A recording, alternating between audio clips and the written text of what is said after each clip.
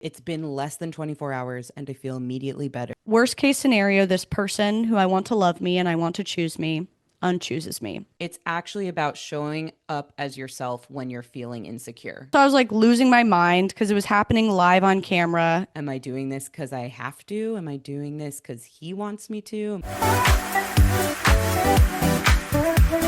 Hello, babies and mommies, and hopefully some daddies and zaddies and all the above. Welcome back. This is Not For Everyone, a podcast hosted by a hater and a lover. The hater's Caroline, the lover's me, but sometimes we trade. How you doing, baby cheeks? I good. Yeah, I feel like a Mm, weird energy within me coming out of group therapy this morning, but very I think you're interesting. gonna bring me out of it. I hope so. I feel like last week you brought me out of some weird energy coming out of just Mm, living in this world. So I will yeah, do my best. I did figure out a hack over the weekend for feeling better about things. give me. Um, Ryan and I have lived together for almost a year now. It's been like 11 Wow. months, which I can't believe that because I feel like I just started processing it all. Or I just feel like our early conversations about all that happening were yesterday. Um, Yeah, time flies. and with that comes this realization of like, okay, we've been in this space for about a year. Like, are things working? Are they not? Not between me and him, more just in terms of like how we've organized and how we've decorated and things like that. And so over the weekend, I had a lot of pent up energy that I needed to put somewhere like that felt good, but also didn't feel too like personal to my life or my relationships or my work. Like I've had a lot of pent up energy in that department. And so I needed to put it elsewhere. And I just went around and like, this is, I guess, kind of a hack that you've already provided, but I went around and just like tidied this drawer that's been bothering me, tidied the spice rack that's been bothering me, just did like little rearrangements. And with that came slight adjustments of like, oh, we've kept the knives here for a while, but I actually think it's going to make more sense over here. And now that I cleared space over here, that's possible. And it was like this little dance around the kitchen and the house of like, oh, I cleaned that and now there's space so I can move this and now there's new space so I can move that. And it was so satisfying. And Nice. it felt like we moved in again. Like I feel like I live in a new place and I Mm, barely touched really anything in the grand scheme of things, but just those little adjustments were first of all good for mm-hmm. me to like put that like control energy somewhere. I think it's kind of like a need for control that I'm not feeling in other parts of my life entirely right now. And I was like, well, I can control the pantry. And I just did that. And then it was also something about creating space. Like every time I cleaned something, it created space for something else. And it felt very metaphorical. And I feel renewed this morning. And I wanted to tell you. I love that. I get that so hard. Yeah, I don't know if there's people out there who don't relate to this. Maybe it's just like all of the men and all of the boyfriends, but I feel like most women, yeah, if you're like pantry is chaos, it's just like a quiet hum Yeah, of stress underneath eats at everything you. else. And it's not like at the forefront of my mind, but it is in your face every time you're using the kitchen, which is every day. There's just like, hey, this is a stressful corner. Just remember that when you go to work. This is Hmm. also a stressful corner. And And it yeah, it's the also, best feeling. I think I realized too that yes, what you're saying is true. Like anytime you interact with that corner, you get pissed off, that's going to have ripple effects. And some of the ripple effects are actually things that you wouldn't even like make a logical jump that it would affect. So for me, the pantry being super chaotic means that I don't even feel like I know what's in there and I don't know how to find things in there. And it's kind of exacerbated by the fact that Ryan does most of our cooking, a lot of the spices like he brought into the house, and I'm so grateful for that most of the time. But when I want to just like make myself a quick lunch during the workday, it becomes kind of stressful for me Mm-hmm. because I don't even really know what we have, and it's not really organized, and it's just not the way that my brain would have like put all this together. And then the ripple effect is that I end up like going and picking up lunch and eating something not from home. And then I feel Mm-hmm. guilty about that because Mm-hmm. maybe there were fries involved, and also I spent money, and like I really didn't need to because we do have food in the house, and I've been eating out a lot, and then I just spiral into all these other habits that make me feel bad about myself. And it was Yep. ultimately rooted in the fact that like I just couldn't deal with going into the pantry and figuring out something to make, not because we don't have food, Mm-hmm. not because I don't know how to cook, not because of anything like that, just simply because it was like stress zone and I wanted to stay away from there. Yep. And I think once that connected in my head, I realized like, hey, let's just spend the 20 minutes. It really didn't take me too long to Yeah. reorganize, like find some bins to put certain things in to make it look a little bit more orderly and where I know where things are. And last night I was like meal prepping on a Sunday, which is never me, Oh, but it hot. just felt accessible to do finally. And Yeah. now I'm waking up on Monday and I'm like, I feel I feel like a new person compared to last time we talked. I was really spiraling in the last episode. Oh, you made space. Mm-hmm. You I made made space. space. I mean, that's the whatever it's called, idiom, because the literal thing of making space is so important. Making physical space, yeah, I think it directly translates to making space everywhere else. I really feel that.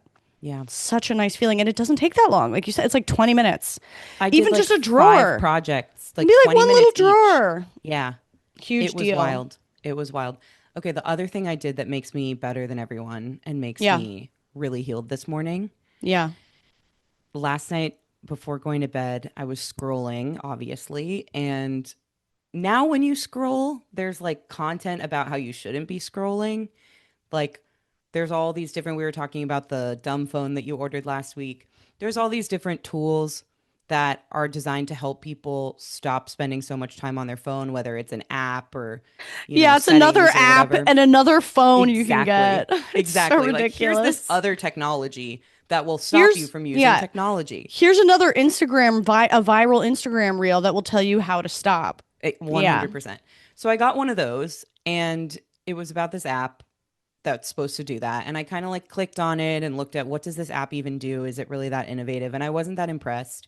But I did like the message resonated, and the conversation we had last week resonated for me of like, I really would like to be a little less reliant on my phone.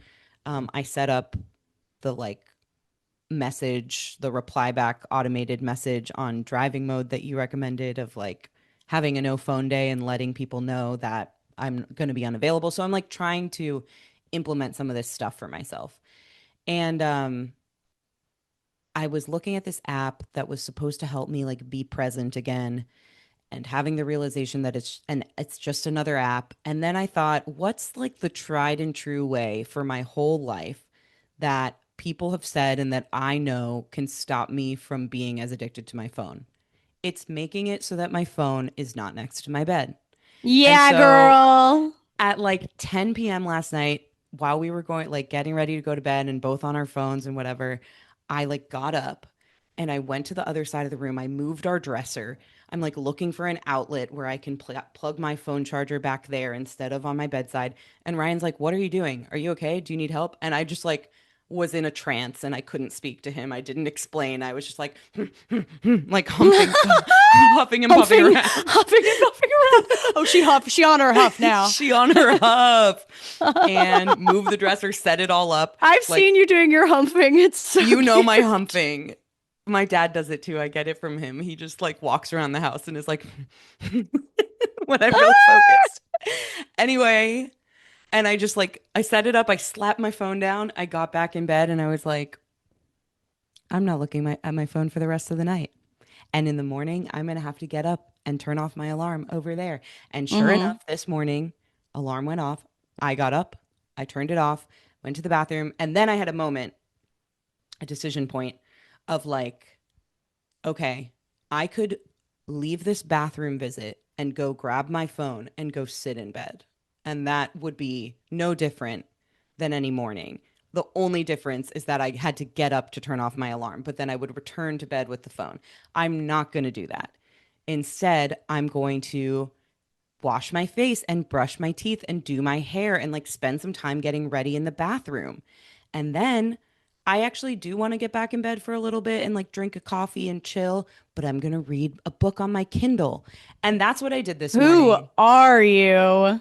Literally, I Literally, think who are I you? think it's because of the pantry. Like I think it all is because of the pantry. Yeah, girl. I'm feeling great. I don't know how long this will last, and it doesn't honestly Wow. need to. It's just like I need this reset, and those are the couple of ways that I found myself being able to do it. And it's been less than 24 hours and I feel immediately better. I just feel like I'm taking control of my life again. Dog. Yeah. Yeah. It's amazing how like 1 week ago you were at one of the I don't know if you expressed it some on the pod but also off the pod privately, Yeah. just like at a severe level of stress and Correct. low and overwhelm. And it's just so funny to remember how fast things can change. Sometimes it feels like they're not changing at all, and then sometimes they change so fast, and you can get to such an extreme point and think like, I don't think I've ever felt differently, and I'll never feel differently again. And then Hmm. you clean your pantry, you know? And Yes. I feel that all the time where it's just like, oh shit, 3 days ago, I was like, I didn't think life was worth living. And now I'm not even scrolling on my phone in the morning. Hmm. It just things change. It's crazy. It's so basic and so foundational, and it's like impossible to remember. I'm It's glad to see them impossible. change for you. Yeah. Thank you. Yeah, it is impossible to remember because I really 2 days ago felt hopeless and just was like, I guess this is just how I'm going to be and how life's going to be. And I'm just so overwhelmed and I can't get Yep. myself to do these basic things that I know are going to be better for me. And I don't know, something flipped and I was like, I could do one thing. And then once you do one thing, it feels good. And you're like, okay, I could do five. I could maybe do five different things for myself. Yeah. And now I feel like a different person. I also just think the nature of us checking in and having these weekly recordings, it provides like a very interesting um Benchmark. benchmark. Yeah, like a longitudinal data study of like what my moods if it would be interesting and I'm not going to do this because this is another thing to add to my plate and um I'm doing enough good things for myself, but it would be cool if I was like a journaler to kind of note, even just use our podcast recording sessions to note like what's my mood once a week and Dude, just you see how know much I things have change. preached about this. It's I not know. journaling, just a mood log. So just A like a little mood sticker, log. a little smiley face. Literally, it's a note on my phone when I'm feeling really fucking hopelessly low. I jot it down. I say Monday, August 18th, 10 a.m., so fucking low. I'm feeling that feeling like nothing will ever be different. End of sentence. It's not even a sentence, just Yeah. super fucking low. And then I know I am going to look at that in 3 days and feel differently. Like And you don't that is necessarily the note it value. every day. You just note, No, I usually note it when I'm really struggling. okay, That's the time you're motivated. Like when you're feeling happy and delighted and connected and plugged in, nobody wants to go journal. Nobody exactly. wants to go write sad poetry. Nobody wants to, express how happy they are. You're just living life. It's when things are shit that you're like, where can I put this? What can I do with this? And it does not have to be a journal. It's just literally a mood log. Yeah. And and and I am motivated to write down when I hit those low moments now. I am motivated to write it down because when they hit, I still feel like this will be forever. But I know that I've felt that 5,000 times before, and then those times always changed. So, like, okay, maybe this one will change. Let's just put it in the log and see. Okay. And it changes the feeling because instead of this is forever, it's like, okay, this is horrible now, but there's a chance it might be different in 3 days. I don't really believe it, but there's a chance. Yeah. Yeah, that's what you're experiencing with the podcast, the benchmark of that. This is what I'm talking Yep. about. The mood log is the best thing I've ever done for like my mental stamina and like my well-being. It's the best thing, dude. It's freeing for you to tell me that it doesn't have to be an everyday mood log. Like I think that was No, what I no, envisioned it as in my head, and I was like, that's too much. Like because no. of and kind of because of what you're saying, where like on the good days or just the normal days that go by really quickly and you're not really thinking about your mood or whatever, to spend the time to like Doing tap it? in if I don't No. really feel like there's anything to tap into just seems like a task. But definitely when you're at the lows, it's all you're thinking about. Like I'm Yeah. low and I'm thinking about being low. And yeah, I want to put it wherever I can fucking put it. So then do you go back when you're feeling Yes. better? Do you just go back and like look at it and you're like, oh, that What was I only 4 days do, ago? yeah, what I do is if I'm feeling super low, I log it. And usually I write, like, I'll write the date and I write like the immediate existential fear. Like, Mm, I'm feeling so fucking overwhelmed with work. I'm never going to get out of this. I have no free time. I fucking hate myself for working this job. I'm interviewing this place. I'm not going to fucking get it. Everything is horrible. I'm snapping at my friends. I hate myself more every second. Whatever the yeah. thought is, whatever the thing is, just write your dirtiest, nastiest, most vile fears. Get it out. It's on paper, it's documented how real and pungent and powerful those fears and like feelings were. And then I don't necessarily go back the next day or the next time I'm feeling up, but at some point I'll think to like look back at the log Mm, and and I go and I write an update. Whenever that is. It could be a few okay. days later, it could be a month later, it could be weeks later, but I write so there's the original thing like August 18th feeling horrible for this reason. And then I do like a little indent in underneath and say update. And I might write this months later being like, oh, I ended up getting a new job a week later and I got on the podcast and we talked things through and I felt really fine. I ended up like organizing the pantry and like, I don't know, it was like the best I ever felt like a week later. It doesn't matter when you write it, but I do think it's important to A, note the severity of the dark feeling and B, note when it ended up changing. Even if you do Yeah. it like a month later sometimes. I do go in and I put the update, kind of like the is it the epilogue Yeah. to the Yeah. story? And so then that's in there and I can reference all of them. Okay. Um, I kind of like yeah, that. dude, it's life changing. It's It life makes it changing. so much more attainable.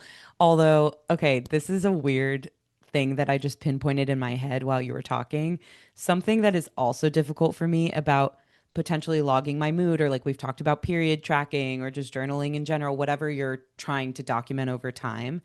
Something that's a roadblock to me is like having that note start. Let's say I start that note today and I'm like, yeah, I'm feeling this way. And then like it just sits with that one bullet in there for a while. Like it doesn't become meaningful, I guess, until you've done it a few times and you have the updates in there. And I feel like my habit to like I'm an inbox zero person. I like to not have any red notifications on my phone. Even if I don't read what it is, I'll just close it out and hide the notification because I don't like that feeling. And I feel like I would be going through my notes app and be like, oh, this one bullet of this one time I was sad. And I'll just delete it and it would never become like a longer document. Does that make sense? I have a something about like starting the note or starting a Okay. journal and like writing a page and then never coming back to it for like 2 months. But Cause you're so you're like, this is a guessing, stupid fucking journal. It just has a page yeah. in it. So you're guessing that you're actually doing well enough that you're not going to have an occasion to write another negative thought. No, I'm sure I Either will. you're saying, yeah, so you will. Either your life is so bad and so stressful that you need a place to put them, or it's so blissful that you'll never have to write another entry. It's So just like in the problem meantime. solved. It's just in the meantime of being like, oh, am I just counting down until my I don't know what it is. I can't explain this. If somebody knows like a psychological phenomenon around this, then please tell me. Well, Um, yeah, it's like it it's doesn't something mean about it's more meaningful the more data you have. yeah. But in the meantime, it's like if you log a super difficult negative feeling day and then you're waiting for the next one and the next horrible day hasn't come around yet, that means that in the meantime, that negative feeling has gone away because it was resolved somehow. Yeah. So that's already one cycle of resolving it. Right. right? Right. No, I very much see the value in doing this. And there is just something funny to me about having one Yeah. entry in there and like Uh-huh. waiting and potentially in my, in like the schema that I operate in, just Yeah. being like, oh, that was like one entry. I don't think I'm going to keep doing this because I feel better now, you know, even though that's the whole point. Yeah. I'm Yeah. going to try. I Yeah. might try because I Mm-hmm. very much buy into the value of it, but then actually putting it Yeah. into practice for myself will be interesting. I might I try. mean, there's no requirement. It's just like if it feels helpful. And I think when it became a habit for me, like a habit I upkept because I started it with going when I was going through a breakup where it's like you don't resolve the negative feelings of a breakup anytime fucking soon. Right. That's it's just a long time that you feel horrible. And so what I was logging was not like a day when I feel horrible and then a week later I feel great. That didn't come for like fucking months or a year. What I was logging was the fluctuation in the horrible feelings. Hmm. So it's almost, I think it's almost better when you're really in a crisis for me. And so what I was logging was like Monday, 10 a.m., I feel a 1 out of 10. I feel like there's no point in getting out of bed. Monday in the evening, I'm feeling like a 4 out of 10. Like it's fine talking to my friends, but like I still hate being awake. Tuesday in the morning, I felt like going for a walk, 5 out of 10. Tuesday in the evening, I feel like a 2 out of 10. And like those fluctuations, even then, Hmm. at no point am I feeling good, but it Hmm. just shows you the um, ephemeral nature of every single one. Yeah. So I feel like that's a part of the reason why there like suicide rates among teens are so high and just like decision making for like teens and young 20-year-olds in general is so high because everything feels so urgent. There's such high impulsivity at that age. It feels like this is forever, but you also don't really have any concept of what forever means yet.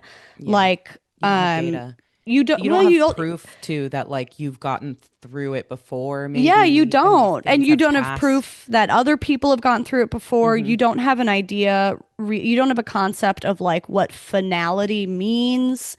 And like I've talked to a number of people who described um, being pretty actively suicidal in their teen years.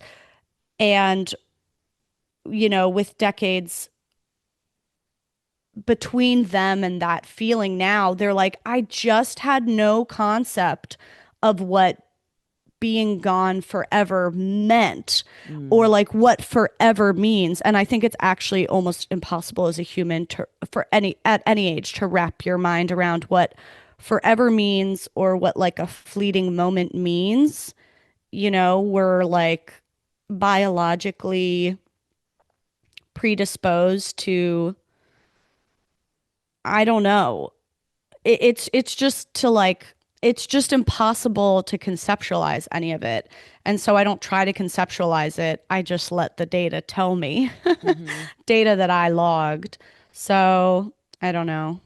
Yeah, I mean the time in my life that I was the most able to do anything like this was when I was going through a breakup and I had moved to Chicago and I was really, really in a dark time. And I think I talked about this a long time ago, like in our first breakup episode on the podcast. I had this journal called the 5 Minute Journal that I think my sister gave to me. And it's just like a page every day that has prompts, makes it really easy. It's like the date, three things that you were supposed to do it in the morning and in the evening. So in the morning it was like three things that you're supposed to do today or you're looking forward to or whatever. And then you're supposed to come back and say like three things that happened and like rate your mood, something like that. I can't really remember. Um, but it was very low lift because it was such simple prompts and it was so quick to do. And it was like something I started to look forward to. And I actually even felt motivated at times when I was getting a little bit better during my breakup, healing journey, whatever, to do things because I wanted to write them in the journal. Like I would set an intention for the day of like, okay, today I'm meeting up with this friend and I'm doing this activity, and I also just want to like chill out and read a book. I wouldn't have said that at the time. And then in the evening, it was like gratifying to actually be able to say, oh, I did do those things that I set out to do, and I actually feel better or something. And it became like this motivational tool for me to get out of bed and do the things I said because I wanted to go back to my journal in the evening and say that I did them. Um, so yeah, I think especially in those really, really dark times when like maybe all you're hanging on to is the data from last night being lower than the data from this morning about your mood, or the fact that you wrote in your journal, I'm going to go do this thing today, and you don't want to let yourself down. Like you just need those little glimmers of hope or motivation or something to hang on to. So that really, really helped me at the time. I think now it's so interesting how like mood is so it is so fleeting, and I have a lot more data to know that now. And I still get caught in those times where it feels like something's going on forever and I'm never going to get out of it. But um, I don't know, maybe I'm out of practice with like doing the healing or something. Maybe because I haven't had like a big, big crisis in a while, but there's little mini things happening Right. regularly. It was making me think of how like when you're really in an ongoing crisis, emotional crisis, whatever kind of crisis, you have to stay in it for a while and you're living in the war zone, you have no choice but to create long lasting ways to deal with living in a war zone in your Yes. head.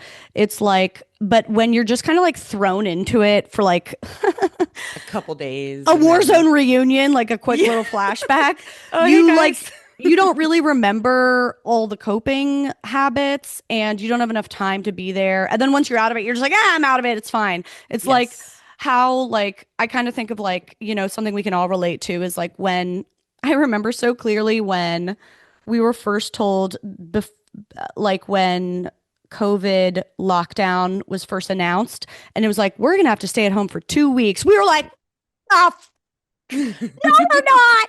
La, la, la, la, la. And then we stayed at home for like 2 years. Yeah. And not that those 2 years were easy at all. It was horrible and destructive and corrosive in a much deeper way. But you were in it every day. It wasn't letting up. You had to start finding habits, new habits, things to do, ways to cope as best as you could.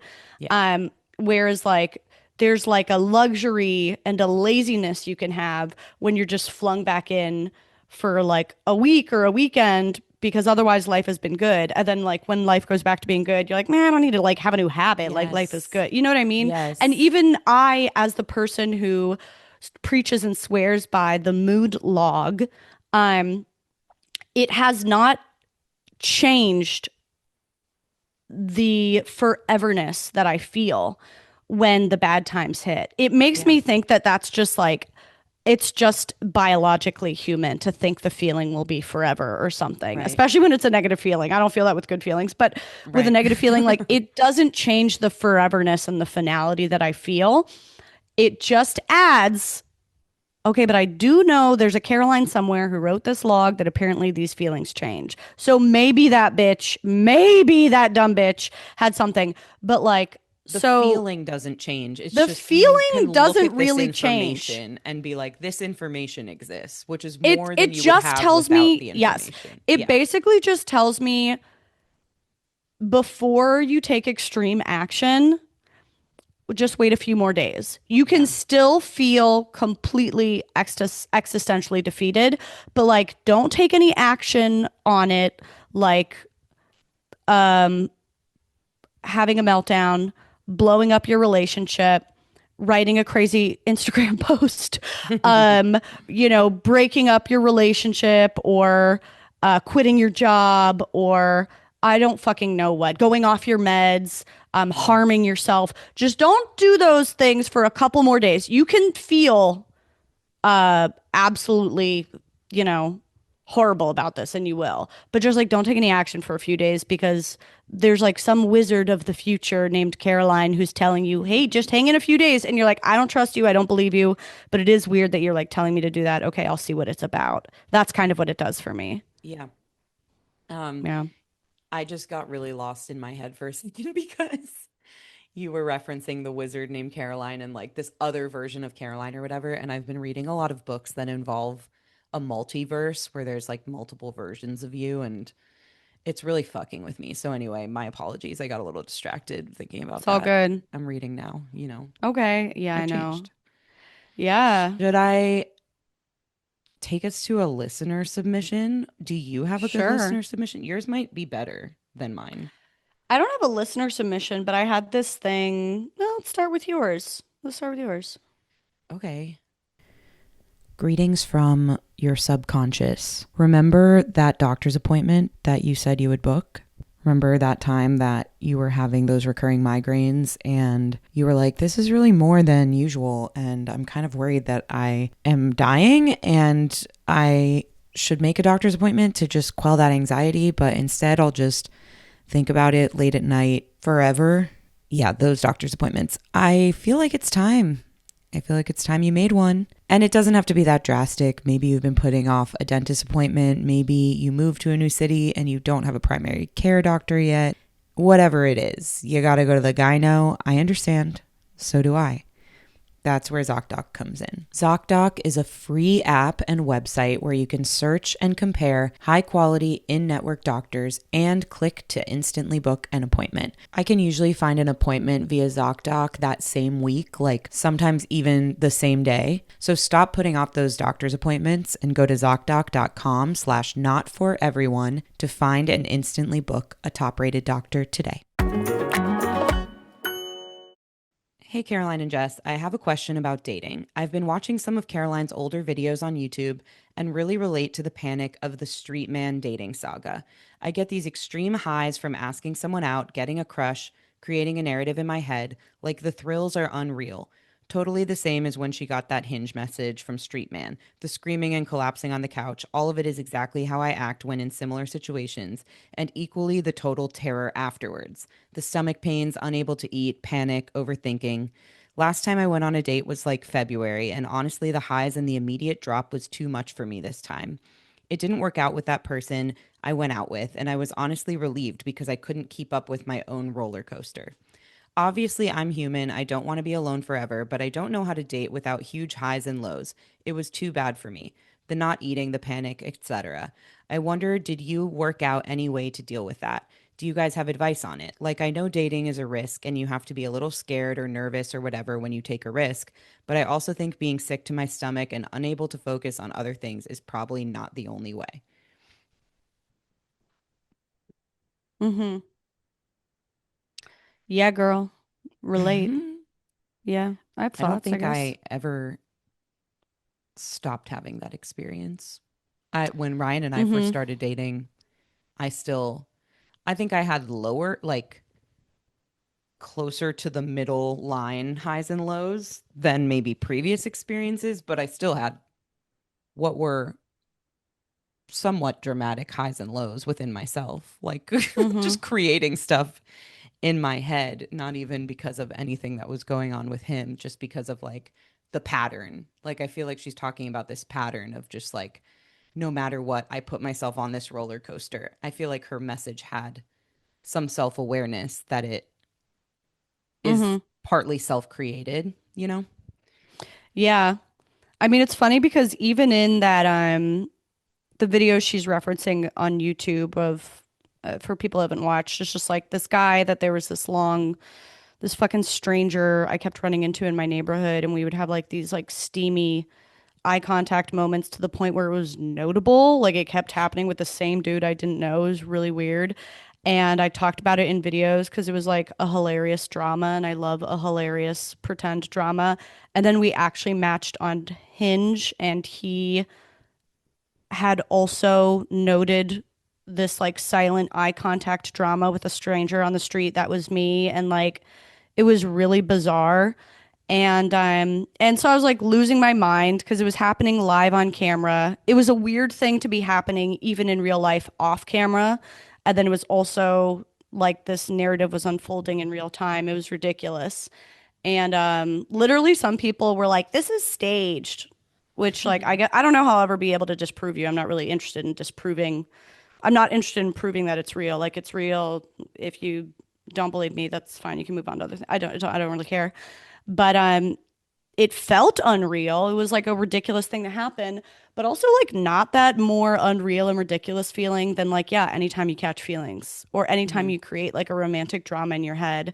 I think the people who can sit back and judge it and think they would never be that way are just out of touch with how they were when they fell in love or were dating or felt vulnerable. I really judge and look down on people who can't get in touch with that and can't have empathy for that because I think it's pretty universal actually. You're just like not remembering, or maybe you never had that, or maybe you closed yourself off.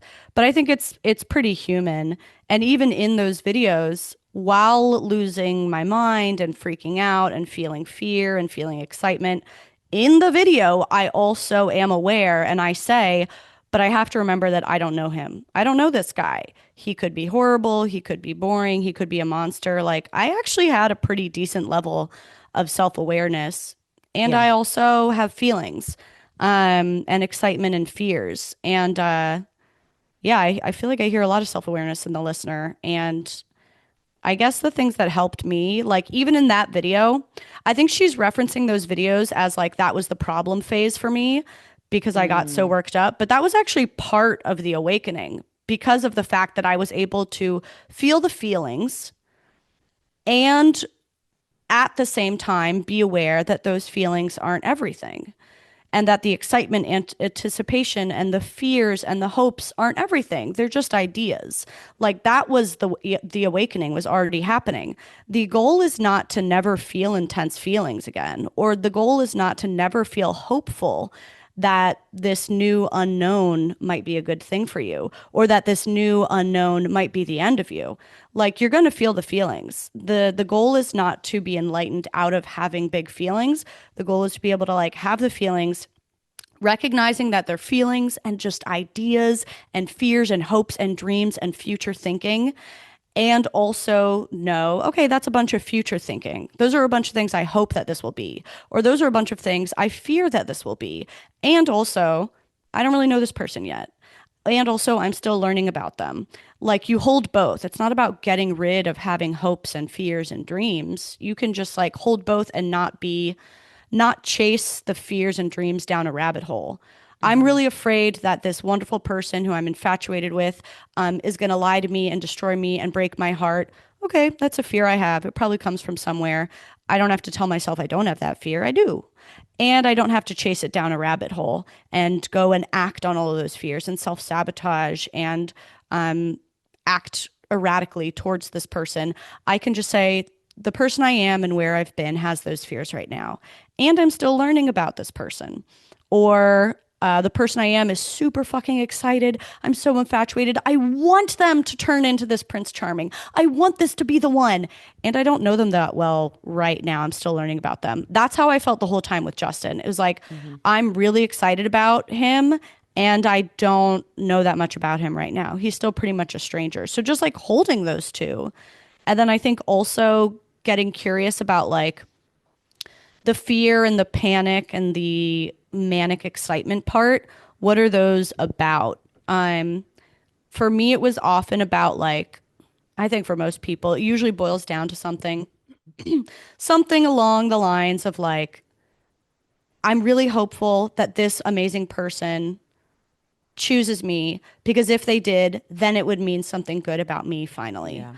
And I fear that if this person that I perceive as amazing doesn't choose me, then then it means something really devastating about me and my value. And neither of those things are really true. The meaning we make up, it's not really true. And I think the thing that helps ground me, I still feel those fears sometimes with Justin.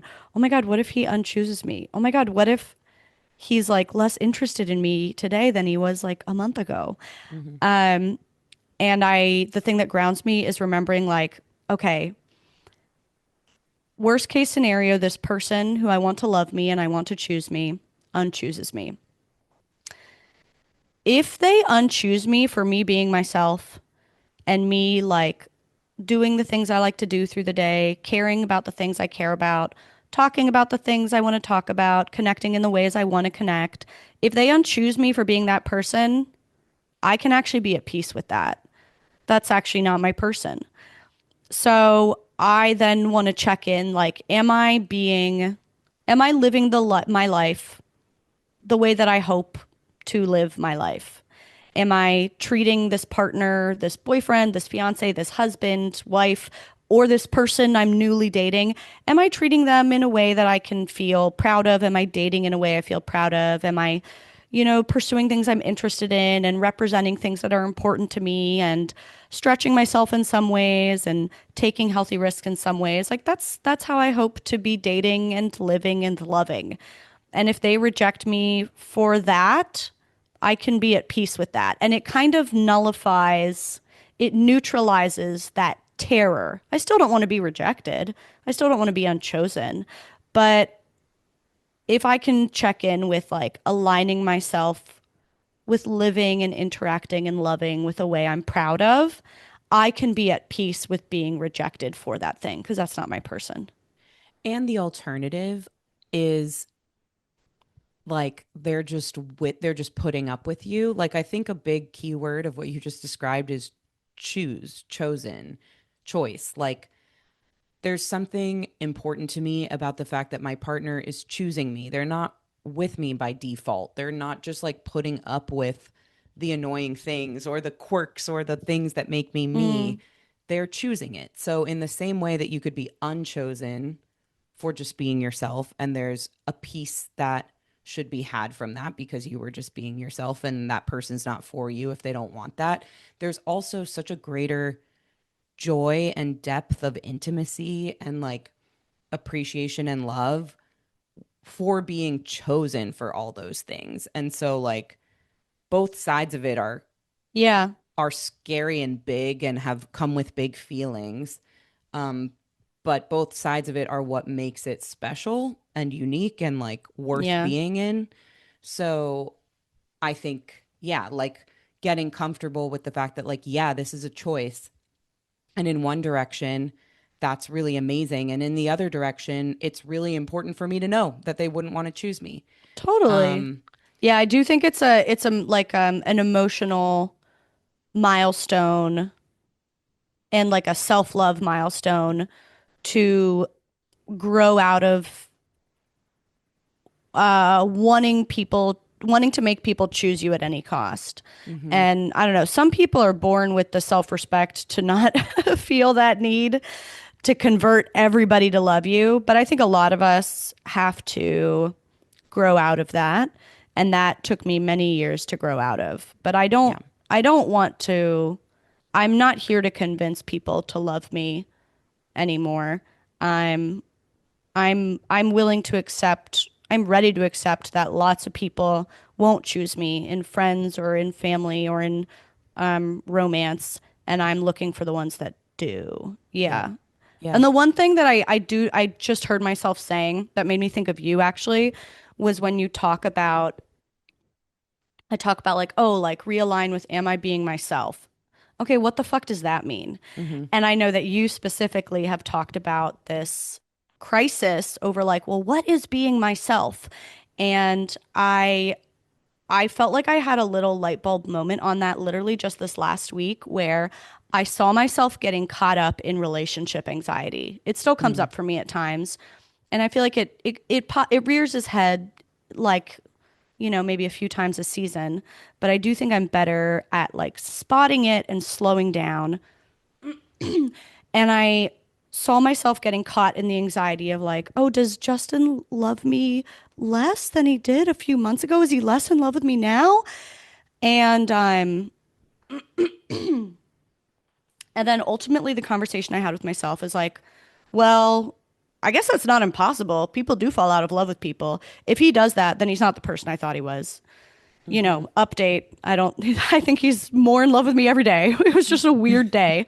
But before I had that feedback, it was like, okay, well, if this person just is someone who dates someone for years, asks them to get married, plans a wedding with Right. them, introduces them to their family, and then, like, on a whim decides they're not that interested anymore, then he's not the person I thought he was. And he's not the person I want to be with. Cool.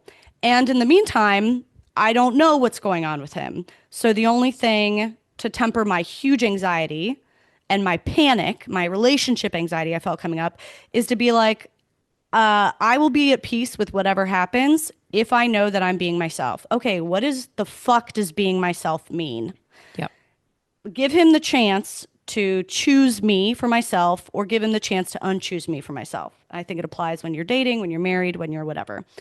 And okay, so what does being myself mean? And I made this distinction between like me living for myself or me living for him. Mm. And I sometimes, when the relationship anxiety kicks up, same as in early dating, other people I dated, middle of dating, long term relationship, now being engaged, past boyfriends, whatever, I could get into this phase of living for him. What do I need to text? What would be the right thing to text to him? What's the correct thing to say right now? What's the way I'm supposed to either distance myself or be chill or seem unaffected for him to like it? What is the date event I'm supposed to propose for him to think I'm interesting? What is the conversation or the commentary I should make for him to like what I'm doing? And somehow like that adjustment helps me a lot. Basically anything other than for him feels like myself. Yeah.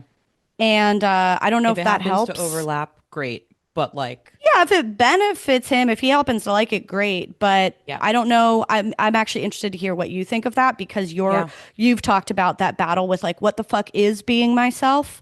Um, yeah. I don't know. How does that sound to you? It sounds exactly right. I wrote in my notes for the podcast, I don't know when, a while ago, but I wrote realization about what it means to be yourself in a relationship.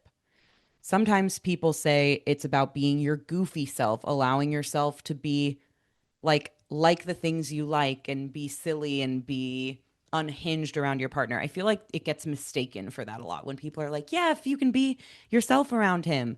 And people are describing like cute, silly, quirky, goofy self and it's like, "Yeah, I can do that cuz it's fucking adorable." That's not ever I been was gonna hard for me. say I think that that might be helpful to people who have a hard time letting go in that way. But you and Sure. I, at least specifically, I think one of our talents we feel is like we can charm people. You charm people in your goofy, cutie, silly, performative way. Yeah, I think that's that's true. actually a place of safety for me, and that's a place of safety for you. That's not really a vulnerability for you.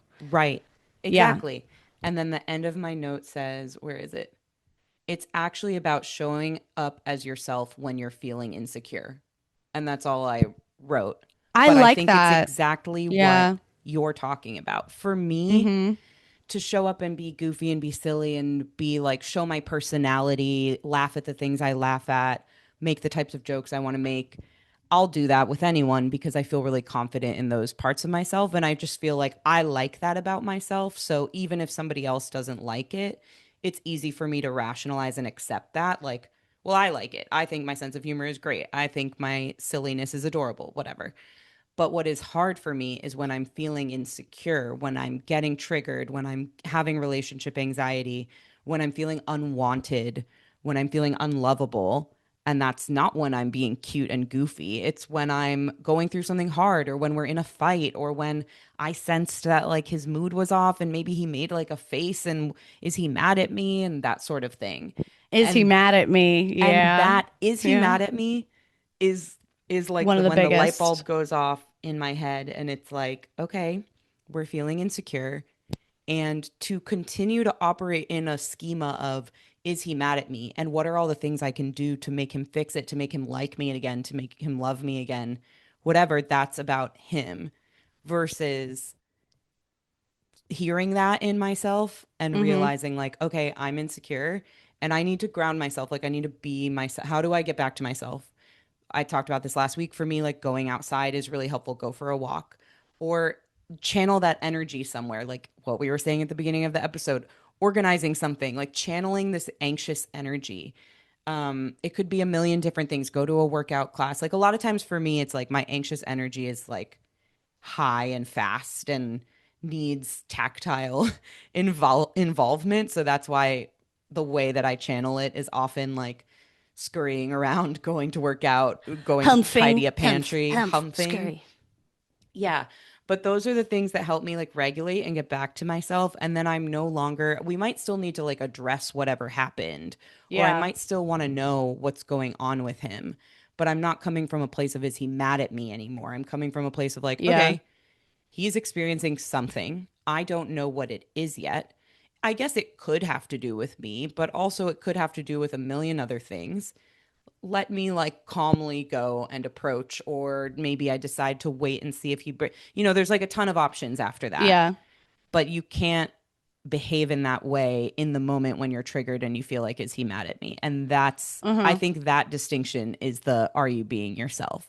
It's just, are Yeah. you operating? I've talked about this too, like within your own body. Like we've talked about being with friends who are maybe going through something and you just want to leap out of your skin and like fix it for them. The codependence of that both of us have experienced in different relationships. And there's literally a visual I picture of like me returning, my spirit and my energy, like returning to my physical body as opposed to jumping out to comfort Yep. somebody else's physical body. And that's when you're being yourself, I feel. It's exactly what you're saying. Because if he, I relate so hard to the is he mad at me? Yeah. Justin and I, it's almost like a joke mantra in our relationship where I I fear that so often Yeah. that like in the middle of the day when we're like working in the day, if we like pass each other in the hall, even if we're not talking and we haven't seen each other an hour, he'll just be like, "I'm not mad at you," as like a joke, as a joke, because like I fear that so often. And it's Yeah. like a sweet little funny joke, but that just tells you like what a deep fear it is for me. Yeah. Me too, by the way. And the answer is not to be like, of course he's not mad at me and he never will be. No, the answer is to be like, well, I guess I don't know what he's feeling because I'm not in his head. Yeah. But if he is mad at me, that's his responsibility to talk to me about because he's an adult who owns his feelings. And that's so different than being like, well, if he is mad at me, or if he were to be mad at me, maybe I can do this to make sure that he's not. And it's like, yeah, it gets into the codependence thing. It gets into the like jumping out of your body thing. I think this person is mad at me, or I think this new guy I'm dating is rejecting me because he probably doesn't like this about me, or he thinks I did this weirdly, and so I'm going to own that for him by counteracting these other things that I think he might not like by doing this other thing that I think he will like. Let him own his fucking shit. If he's not liking you for some reason, he can feel that or express it, or if he's mad at you, he can feel that or express it. It's a very, very different thing. Yeah. Yeah, it's one of the it's funny, like one of the most triggering things for me recently on the note of is he mad at me is like it's it's not hard for me, as we talked about, to be silly and goofy and weird. Like that's why Justin fucking loves me. That's the Yeah. easiest thing for me to be with him. Yeah. Um, one of the hardest things recently is for me, like when I'm working, I work a lot and I have like this very strong feeling of self-hatred and self-judgment when I'm working all day Mm. and I start Wow. being like, oh, he must be really disappointed that he's gonna enter a marriage with someone who works all the time and is like really in love with her business and puts all this energy there. And when we initially met, I was like full of liveliness and we went on dates and I was out of the house and he probably fell in love with that. And now that he lives with me, he knows that I really just work all the time and I Mm. get very serious and stressed out and like I'm not present to like goof around during the day. And he must You're really in my head. hate me. He must You're hate me and he must be disappointed in It's me. crazy. Yeah. And like that's what I hate myself for. And I Mm. assume he's mad at me for working a lot. And that's what set it off this past week. And I felt myself getting so anxious and so like, you know, like pawing at him, wanting reassurance and like me, Hmm. maybe let me be extra sweet and like let me be extra baby. And there's extra baby voice Extra. comes out and all of that. And it's not getting me anywhere. And it actually just makes me feel less and less connected to him. And then I had these like little light bulb, moments and was like, okay, what is returning to me in this moment? Returning to me means acknowledging I am afraid he's disappointed to learn how much I work. Could be true. And if that's true, he's going to have to communicate that to me. We are in a relationship and he's an adult who goes to therapy. He knows how to communicate things. We have couples check-ins all the time. He's good. He's going to be able to He communicate has that. space for that. Yeah, he has space for that. And in the meantime, he's claiming he's not mad at me. So I'm not going to make up that he is. And in the meantime, what do I actually want? I want to be working on my work. That is what I would be doing if I was alone. It's what I'm Hmm. interested in doing. It's what is energizing to me. It's a huge point of fulfillment. So I'm going to stop apologizing for working and I'm going to go do my fucking work because it's what I want to be doing and I love it and it's a huge part of me and my life. And if he has a problem with it, he will let me know because we've worked on communicating and that's something he can do. And Yeah. until then, and then literally just since making that adjustment, I feel like he and I had like this reunion of closeness and love, and there was space for him to come to me. There was Mm. space, I left space between us so that there was room for him to take steps towards me. And in the days since, update on the mood log, a week ago I was having a spiral that like, oh, he doesn't approach me as much.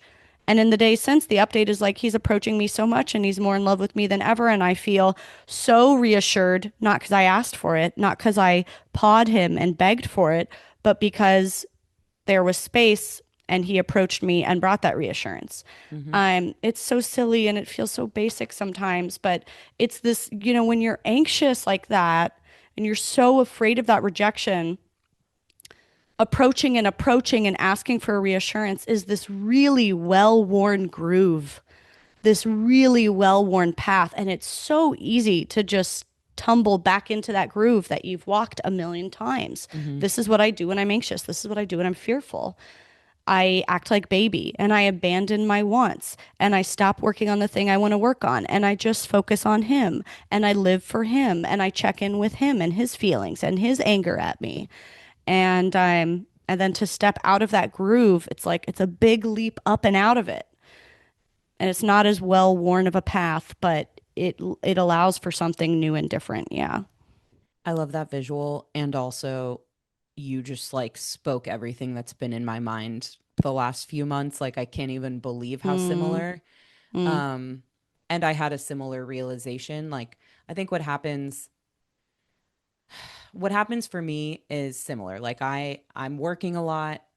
I feel like I have less time to be baby and be cute and be funny and do all the things that like I know for sure are like winners about me. Like, oh, he likes that about me. I like that about me. Everybody's happy when Jess is silly and funny and cute and dancing around the house and making Ryan laugh. And like, that's the value I add here.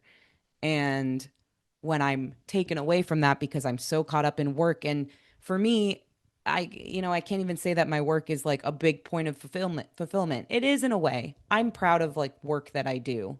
And I think this is something I've been untangling lately, like a separate conversation of like my work output and like the place that I work for. It's not the same as you and your business, and it's creative and it's like your child. At the same time, I think I have to admit and come to accept about myself that like I also like a lot of things about working. I also like, Totally. like I like to feel productive. I like to feel like I solved that problem. Totally. I like to feel like I just worked on something and it like made an impact and people see that at my like who I work with, and I You've like built a a lot of the huge people I work with. career. Exactly. Like, who isn't proud of that? You should be proud of that. Yes. I Yeah. am proud of that, and it's just complicated because it's not the like dream thing, but it is. I think I'm realizing recently like how much it actually does give me in terms of fulfillment, and I had tried to shoo away the feeling of fulfillment there, or like for a long time I didn't have it there. And so I just decided like I don't get fulfillment from this category of my life, and that's okay. I get stability, I get whatever I get. And I'm realizing like actually parts of it are fulfilling. So I'm working on it more, and it's also just become more demanding, so I'm working on it more and whatever. And Ryan will come into my office and just like put a little kiss on my forehead or bring me a snack or whatever. And he's doing all these very sweet, thoughtful things for me while I'm just like humping at my desk, like, I'm working, I'm working, I'm working. And it makes me feel like I'm just wasting away and like working so hard at this thing that like do I even care about it or not, and meanwhile like he's being so sweet and I need to go and repay him and go dance and sing and laugh and be I cute and know. whatever. And I've stopped that, but this was my cycle for like a few months and getting used to living together. And Ryan works like more weekends, so he's home while I'm working. And like it's just a dynamic that we're figuring out now that we're around each other more and we share a home. And I think I don't know what my point was. I guess my point is just that like I really, really relate to what you just Yeah. talked through. It's And so, I think some days sorry. I'm better at it than others, but I agree with the general consensus of like you have to return to yourself and return to your body. I Mm-hmm. think sometimes I convince myself maybe it is actually maybe I just unlocked something. Like sometimes I convince myself like, "Oh, I would rather be spending time with him being cute and funny than be doing this work for this company that like I already established about myself that like corporate job is just for a paycheck and like I don't really care about this." But the fact is that I see myself doing it. I see in my natural element I'm wanting to stay at the computer longer and figure out this thing that I'm working on. And I'm kind of like telling myself on like the devil on my shoulders like, "No, you hate this. You just want to be a podcaster." And then the angel on my shoulder is like, "No, actually, like, girl, you're spending a lot of time on this and like you seem to kind of be thriving. Like, you're allowed to Yeah. like this." And so, anyway, it's like this weird, like, I'd rather be with him being cute and feeling loved, but actually, I wouldn't. Like, sometimes I do want to be doing the work. And I've been finding that about myself lately, and it's okay. And he actually admires and respects that about me too, which is a bonus. And like, Mm-hmm. I don't know. It's really a strange phenomenon to be balancing so many different things while you are a people pleaser. I think while being a people Mm-hmm. pleaser, it is hard to know, am I doing this because I have to? Am I doing this because he wants me to? Am I doing this because am getting something out of it? And like, Yeah. what is okay and what is not? It's funny because it makes me think of the thing I like. One of the fun, like anxiety voices I like to talk to myself with if I want to get myself going is I'm like, oh, when you sit down and just work all day and work all weekend, you're no different from like the 90s dads who spent all day and all night in the office and couldn't come to their kids' soccer games. And we made all these like family home movie, blockbuster movies about how the dads need to just learn to leave work and be with the family. And that was the moral of the story. And now your version of feminism is that you're just becoming that, you piece of shit. So this is Mhm. how I talk to myself. Mhm. And I don't have an answer for it, but I do know what is different. I think a big part of me is so afraid of just becoming like the workaholic spouse Yeah. who like family and relationships and non-work are big values to me. And also it's okay to like your work and to work a lot. But I do think like if I were to rebut that voice, it would be to say, like, there is a difference of awareness. I am aware True. that if somebody, if my partner has a problem with not having enough hours with me, then they should talk to me about it and I will listen and we will problem solve from there. And I'm aware that it's important to communicate about it. And I'm aware that it's important for all members of a family to have a voice about it. And I am open to hearing the voice. and I keep waiting for a voice and waiting for a voice and waiting for a voice, and Mm. no one fucking has anything to say about it. So like until then, it can be chill and we can keep checking in about it. But yeah, I have this. I think a lot of it is this like this assumption that it just has to be horrible that I enjoy working Yeah, and I spend a exactly. lot of time working, but it actually does depend. And I guess I feel right now, at least, that the important thing is like that we have ongoing and open communication about these things, which will continue to evolve and change, and our feelings about it will continue to evolve and change. And hopefully, there's an environment where we both feel comfortable saying if it's not working anymore. But for me to just sit around and assume it's a problem Yeah, and exactly. assume I'm the father villain in a family 90s blockbuster movie. You ever see the movie Family Man? Oh, yes, a long time ago. Yes. Yeah, with a crazy face. What's his name? I gotta look it up. Yeah. I do want you to know you're my father villain, if that. You're a What does father that villain mean? somewhere. You just I'm a said father you villain. were worried about being a father I'm a villain, and I was daddy like, villain. well, you're a daddy villain. Nicolas Cage. I'm Nicolas Yes, yes, Cage yes, in the yes. movie Family Man. Yeah, you are It's a that fun to me. movie. Thank you.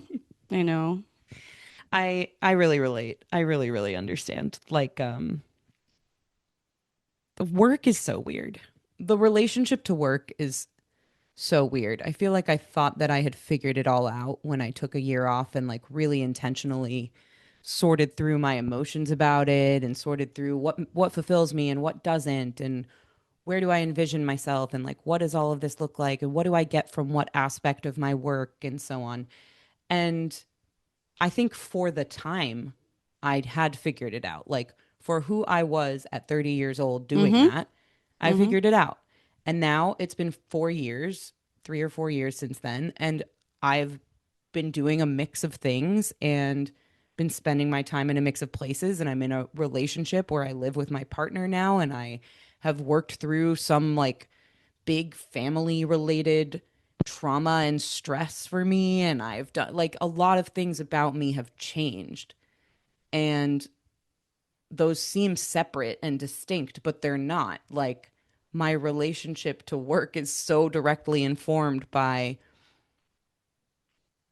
what will others think of me? What will my family think of me? What will my friends think of me? What will my coworkers think? What will my partner think? And I think now I'm just trying to lean into like, okay, I'm a little overworked right now. Like I agree. But I only need to turn the dial back like just a little. Like I'm not to a point where I need to like shut it all down, even though on a Thursday at 4 I'll convince myself of that. I just need to turn the dial back a little bit. And actually, I think I like a lot of the things I'm doing and I see myself investing in them.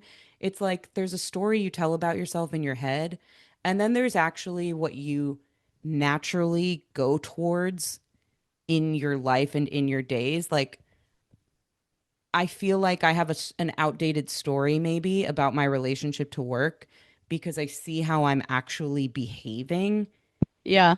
And I'm like, If you dog, if there's you something here. really if You you like really some didn't of this. care if you really didn't care about your job, you have every ability, and I believe you would neglect it if you truly gave zero fucks about Yeah. it. Yeah. I mean, we've all worked with those people. I've been that person. When I truly gave no fucks, like you have every ability as perfectionist and high achiever as you are, Jess Right. DeBakey. I believe you would neglect it if it truly gave you nothing and you cared in no way. But you Right. care about it to some degree, and that's not just not bad. That's great. Great. You have something in your life that's huge that you care about. Yeah. Fucking awesome. Yeah. Yeah. Yeah. And I like, just have to update my like schema around it because it's so yeah. conflicted. There's so much like cognitive dissonance happening because I'm like, wait, I Yeah. thought I was that person. I thought I was different than Well, this, you this know? brings me back to the conversation about the self that doesn't Yeah. exist. There is Right. no self. Like Right. it's like I just Of feel like course. they're making these permanent these permanent statements about who I am and the way I am and how I relate to work. It's like, well, they change. It's Yeah. gonna keep changing. Even what I'm saying right now, like everything I just shared about how I relate to work, it's gonna keep changing. It's not a fixed point. I think a lot about my dad recently, who is a doctor, and I've seen him go through so many phases in his life where he fucking like hated his job. And Mm. he was so depressed. I would say my whole childhood, all I knew was like, my dad hates his job and he's really depressed.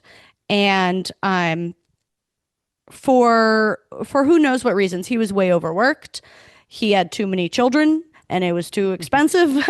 And he worked a million hours, and he just felt like a slave to this practice, and couldn't get off the hamster wheel. And like that's all we knew. That's all my siblings and I knew about my dad, was like he is really miserable in his life and work. And then something changed like 10 years ago.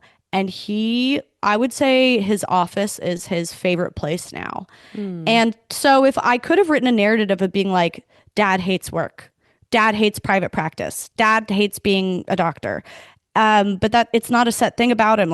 I'm sure it was also influenced by a bunch of surrounding factors. I don't know what they all were. I don't know if he could even describe them. But like now it is his favorite thing in life. And like Yeah. slowly, imperceptibly, things change. It's not like a fixed, static thing about you. And I think Yeah. that's true for all of us in work. Whether we change jobs, whether we don't, you're changing internally. The you is changing. Yeah. Why do we always end up talking about work? But I really think that It's a I had a big breakthrough. fucking thing. Yeah. And yeah, it's like this is very live processing, but I Yeah. really think that this helps me get somewhere more with it. I And love the live processing. I agree. I agree. Thanks, my What are villain what are king. what are what are our summary meeting notes? This What are we did feel taking away? very, this did feel like there's takeaways. Right? What are your I would, takeaways today if you said you're live processing a revelation? my takeaways are You're cute. that I've been finding, yeah, well, yeah, that was kind of like the thesis statement. And then I Yeah. proved it. And then I keep proving it. I'm cute. I do think that there's something interesting in the themes of today's discussion about like the ebbs and flows, highs and lows, like tracking over time, and also the Mm-hmm. self and the narratives that we have about ourselves. Like there's something cohesive about everything we talked about, even though they were kind of like Mm-hmm. separate parts of the conversation. I'm just going to let myself do what I gravitate to, whether it's a pantry or my work or being cute. Mm-hmm. I think that's really it. And if it leaves space around you, then that's space that your people can gravitate through towards you. Towards And my it's not just cuteness. us always going to them. They get to come to us. They get to choose Yes. us. I can be cute and they can come get it for themselves. I don't have to go run and show my cuteness. Like it's going to be here and they can come to it if I let Mm-hmm. them. Yeah. Yes. You're Cute. cute. Cute. Cute. That's it. Okay. See you later. Next week is Oh. Hot Not Bothered. Come back, our last episode of Woo! our summer Spicy as dating series. hell. Spicy as all get out. Bye. Okay, bye. Bye.